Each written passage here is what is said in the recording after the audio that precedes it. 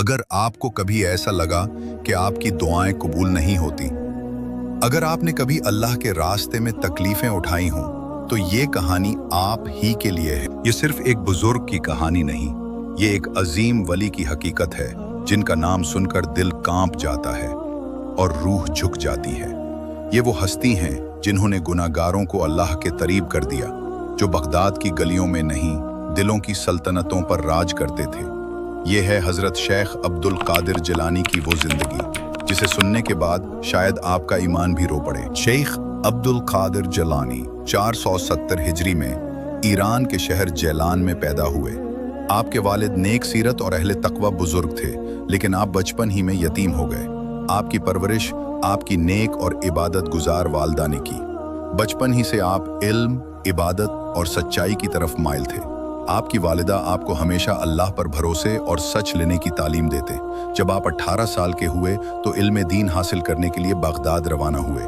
آپ کی والدہ نے نہ صرف آپ کو رخصت کیا، بلکہ آپ کے دل میں یہ بات ڈال دی کہ بیٹا، اللہ کا ہو کر جینا، علم کے لیے قربانی دینا اور ہمیشہ دین کے راستے پر قائم رہنا۔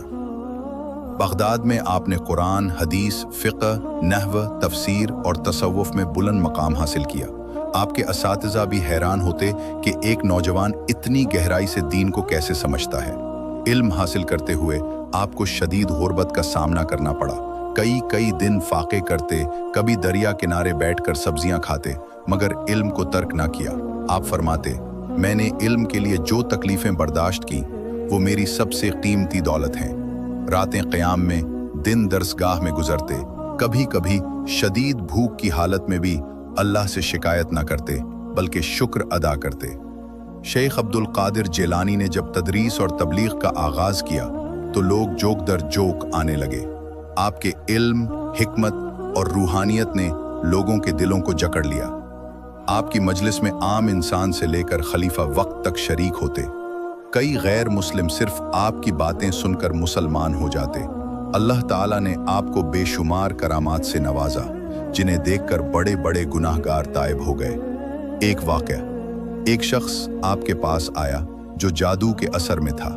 آپ نے صرف سورہ فاتحہ پڑھ کر دم کیا اور وہ شخص ٹھیک ہو گیا۔ وہ روتے ہوئے بولا، یا شیخ، یہ کیسا نور ہے جو آپ کے الفاظ میں ہے۔ آپ نے فرمایا، یہ میرا نہیں، قرآن کا نور ہے۔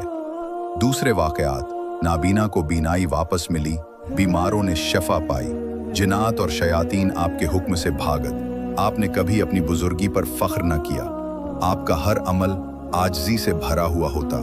فرماتے، اگر اللہ کی رحمت نہ ہو تو میں کچھ بھی نہیں۔ ایک بار ایک شخص نے کہا، یا شیخ، آپ ولی ہیں۔ آپ نے فوراً جواب دیا، اگر میرا دل پاک نہ ہو تو میری زبان کی کیا اہمیت۔ آپ کو غوث العظم یعنی سب سے بڑا مددگار کا لقب ملا، کیونکہ اللہ نے آپ کو اپنی خاص مدد عطا فرمائی تھی۔ لاکھوں لوگ آپ سے روحانی تربیت حاصل کرتے۔ آپ کی تعلیمات کا اثر آج بھی برِ صغیر، عرب، افریقہ اور دنیا کے کونے کونے میں محسوس کیا جاتا ہے۔ شیخ عبد القادر جیلانی نے 561 ہجری میں وصال فرمایا۔ آپ کے وصال پر بغداد کی فضا ماتم زدہ ہو گئی۔ لوگ روتے اور کہتے، ہم نے ایک اللہ والے کو کھو دیا۔ شیخ عبد القادر جیلانی کی زندگی ہمیں سکھاتی ہے، علم کے بغیر روشنی نہیں، تقوی کے بغیر مقام نہیں، عاجزی کے بغیر اللہ کی قربت نہیں۔ آج اگر ہم بدلنا چاہتے ہیں تو اسی راستے پر چلنا ہوگا۔ اگر آپ کو یہ کہانی پسند آئی ہو تو کمنٹس میں لکھیں یا غوث العظم دستگیر، تاکہ سب مل کر اللہ کے اس ولی سے روحانی فیض حاصل کریں۔